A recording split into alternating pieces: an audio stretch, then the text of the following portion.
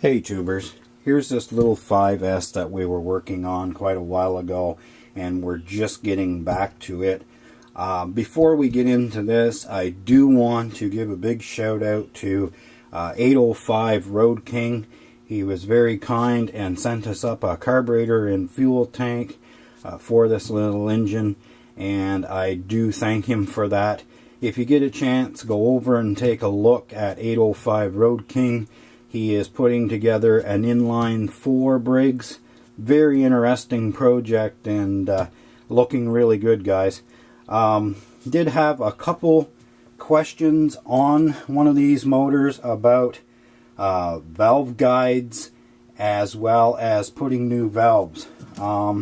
Did have a gentleman email me asking me, he has one of these little engines on a generator that he's made, and he put a new exhaust valve in, and he said now the engine is lacking in power and burning more oil now than it was before. In a long conversation with him, he stated that he basically took the new valve out of the box and lapped it, and when he was lapping it, he noticed that the valve was not closing all the way. These valves, brand new, are too long for the valve to close properly. You need to check your valve clearance, and it can be adjusted by taking the valve out of the block and taking it over to the valve grinder and simply taking a little bit at a time off the top of the valve stem until you have the proper clearance, valve clearance. And when you set your valve clearances on these 5S, the exhaust is 15 thousandths clearance between the lifter and the stem of the valve.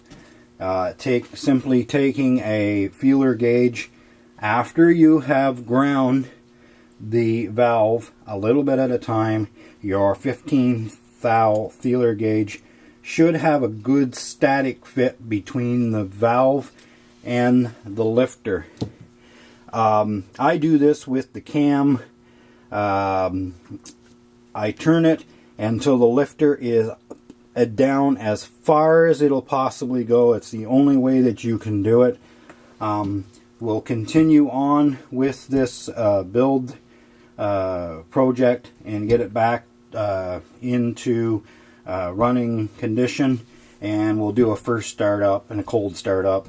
And I did go ahead on this engine and I did home the cylinder. I mentioned in the first video on this engine that it had rod noise as well as bad valve guides. I did replace the guide and the valve in this on the exhaust side only. I did touch the intake seat and valve up on the grinder, and we'll put a set of new rings in this. We'll use the old piston and rod. When I first got this motor, it looked like it hadn't been touched, but somebody had started disassembling it, had the base off, and one of the rod bolts was loose, so the cap was moving up and down and creating a noise. That's why I don't like to run these engines when I first get them. I will go ahead and get this assembled, and we'll come back and I will show you the progress. Thanks for watching, guys, and keep up the emails and comments, and I will get back to you, and we'll go from there. Thanks again, guys. Bye.